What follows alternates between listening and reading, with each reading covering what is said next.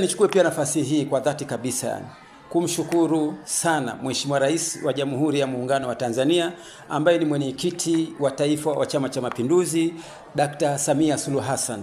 Kwa kweli sisi watu wenye ulemavu kwa dhati kabisa hatuna sababu yoyote ya kutokwenda kumchagua Mheshimiwa Samia. Ni ukweli ulio wazi kwamba ametupigania sana, ametutetea sana, ametusemea sana, na rais wetu huyu anatupenda sana sisi wa Tanzania, hususan watu wenye ulemavu. Kwa hiyo sisi watu wenye ulemavu, mtu anapokufanyia wema na wewe unatakiwa umlipe wema. Kwa yale ambayo serikali ya Dr. Samia Suluhu Hassan imetufanyia watu wenye ulemavu, sisi hatuna cha kumlipa zaidi ya kwenda kumpigia kura kesho.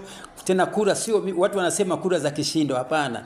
Mimi nasema watu wenye ulemavu na Watanzania wote kwa ujumla, nchi nzima, tutoke twende tukampigie kura Daktari Samia Suluhu Hassan, kipenzi cha Watanzania, ili na sisi watu wenye ulemavu tuendelee kufaidika na yale ambayo mema ambayo ametufanyia. Kwa machache labda niseme tu sisi vyama vya watu wenye ulemavu, huu sasa umekuwa ni mwaka wetu wa pili unaingia wa tatu. Tumekuwa tunapiga kelele muda mrefu sana juu ya kupatikana kwa ruzuku ya kuviendesha vyama vyetu vya watu wenye ulemavu.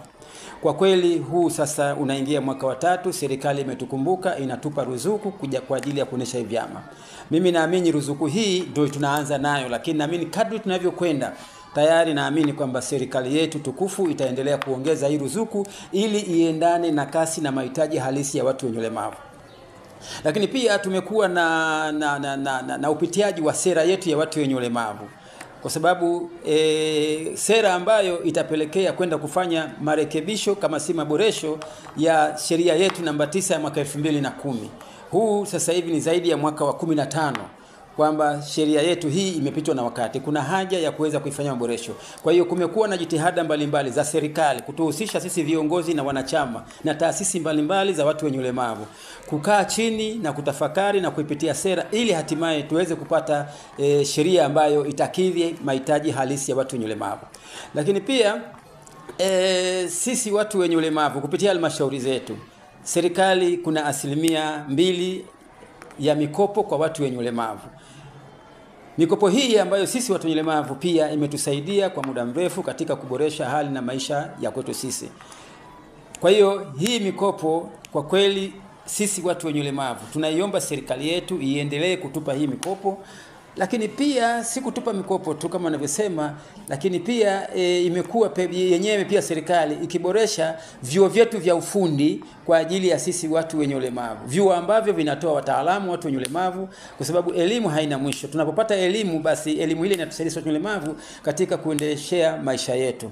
Lakini pia kumekuwa na maboresho ya sekta ya miundombinu, mambo ya afya, ya elimu, reli, barabara, yote hivi kwa ujumla wake na sisi watu wenye ulemavu vimekuwa vinauhusisha katika namna moja au nyingine. Kwa mimi niseme tu kwamba watu wenye ulemavu, kumekuwa pia serikali inatoa vifaa saidizi kwa watu wenye ulemavu, imekuwa ikiboresha maisha yetu mbalimbali, na imekuwa tukikaa nayo kujadili masuala mbalimbali ya watu wenye ulemavu.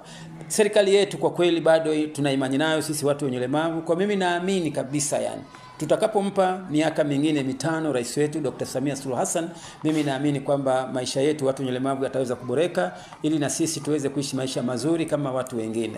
Kwa mimi niseme tu kwa kweli, mimi mwenyewe pia nilikuwa ni mgombea mmoja ya waliotia nia katika jimbo la Kinondoni, na hii nilifanya hivi kutokana na wito wa Mheshimiwa Dr. Samia Suluhu Hassan wakati anayealisha bunge la Jamhuri ya Muungano wa Tanzania kwamba na sisi watu wenye ulemavu tuchukue fomu na tutie nia ya kugombea.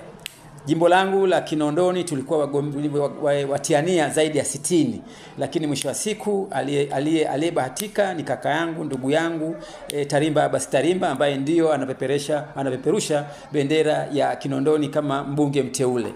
Kwa kweli mimi namuombea kila laheri.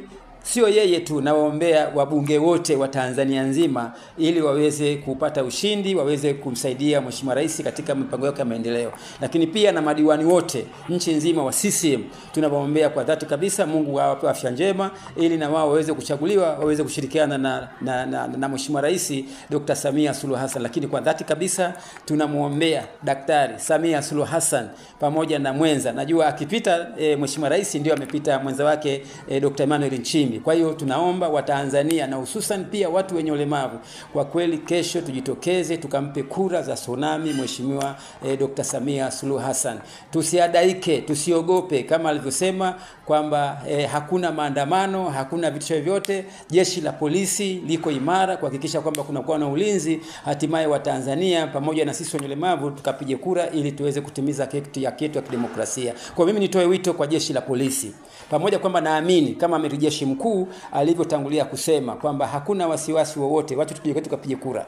Mimi naamini kwamba ni kweli watu watapiga kura kwa amani na wataondoka. Kwa hiyo sisi watu wenye ulemavu na Watanzania tusipoteze haki yetu ya kupiga kura. Tujitokeze tukapige kura na tumchague Daktari Samia Suluhu Hassan kwa kipindi kingine cha miaka 5 ili aweze kutuletea maendeleo zaidi sisi Watanzania.